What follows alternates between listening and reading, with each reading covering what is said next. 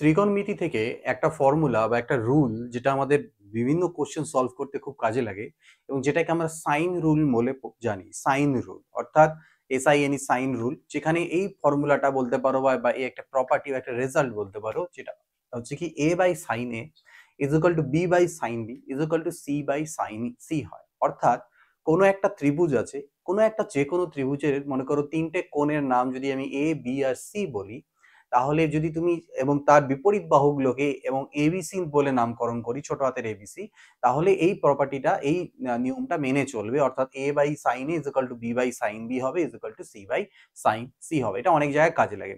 তো আজকের এই ভিডিওতে এর প্রুফটাই আমরা দেখবো যে কেন এই জিনিসটা হয় এবং কিভাবে সেটা কাজ করে।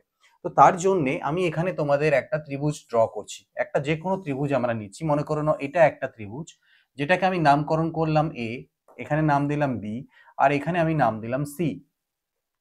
তো এই এবং A কোণের বিপরীত বাহুটাকে আমি A বললাম, B কোণের বিপরীত বাহুটাকে B এবং C কোণের বিপরীত বাহুটাকে আমি ছোট হাতে C নামকরণ দিলাম। ঠিক আছে, তো এই জিনিসগুলো দাঁড়ালো আমাদের। এখানে B R A R C হচ্ছে বাহুর দৈর্ঘ্য।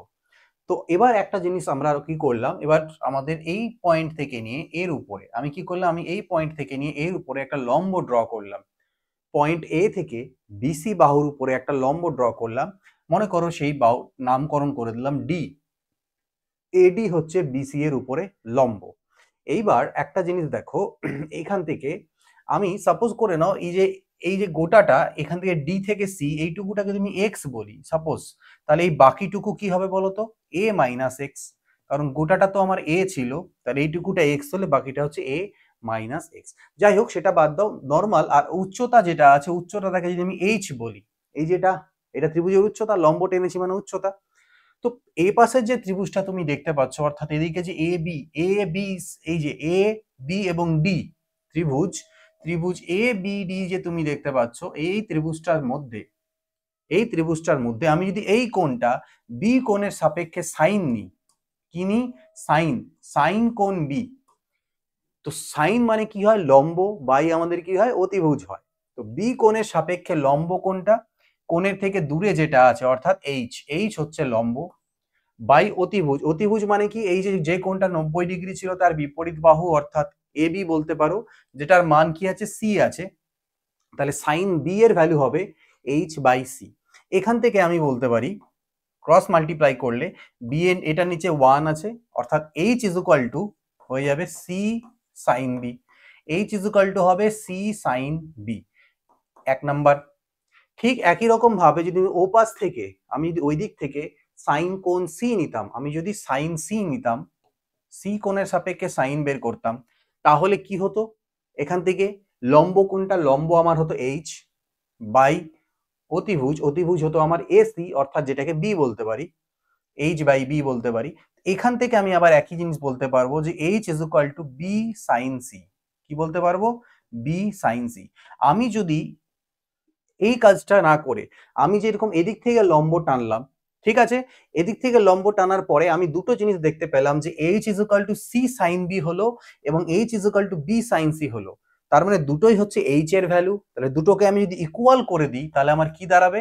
আমার দাঁড়াবে C sine B is equal to B sine C, B sine C. এবার দেখো, আমি এটা পেয়েছি। আমি এক কাজ করতে পারি, এই যে সি আছে তার নিচে সাইন সি কে এই পাশে আনলাম, তাহলে ওদিকে গুণ ছিল তো এদিকে ভাগ হয়ে যাবে, আর বি এর নিচে চলে যাবে আমার সাইন বি। এই জিনিসটা আমি পেয়ে গেলাম, C by sine C is equal to B by sine B. এবার যদি আমি এই লম্বটাকে এইভাবে ড্র না করে সাপোজ এখান থেকে লম্বটা টানতাম, তাহলে তখন সেখান থেকে আমি সাইন সি আর সাইন এ এর মধ্যে একটা রিলেশন পেতাম। আমি যদি ওই লম্বটাকে না টেনে আমি এই লম্বটাকে টানতাম সাপোজ এদিক থেকে, তখন আমি সাইন বি এবং সাইন এ এর মধ্যে একই রকম রিলেশন পেতাম। অর্থাৎ একটা থেকে তুমি পাবে C by sine C is equal to B by sine B, আরেকটা থেকে পেয়ে যাবে তুমি A by sine A is equal to ধরে নাও বি বাই সাইন বি, আরেকটা থেকে পেয়ে যাবে তুমি আরো বাকি যেটা বাঁচলো অর্থাৎ সি এর আর এ এর মধ্যে রিলেশন, সেটা পেয়ে যাবে।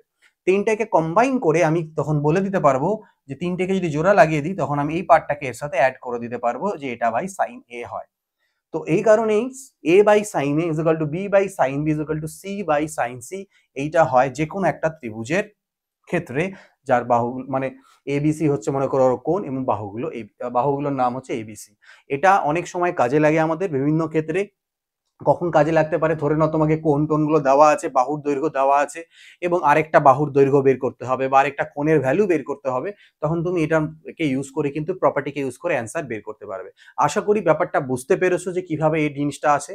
আমি তো একটা পার্ট করে ছাড়লাম, তোমাদের টাস্ক থাকলো এটা যে বাকি দুটো লম্ব টেনে ওই দুটো নিজে থেকে তোমরা প্রুফ করো এবং সেটা প্রুফ করার পরে পারলে সেটা স্ক্রিনশট নিয়ে এই ভিডিওর নিচের কমেন্টে তোমরা আমার সাথে শেয়ার করবে। এই ভিডিওতে এইটুকুই। পরবর্তীতে এর আরেকটা পার্ট আছে যেটা হচ্ছে কোসাইন রুল, সেটাও আমরা ডিসকাস করব।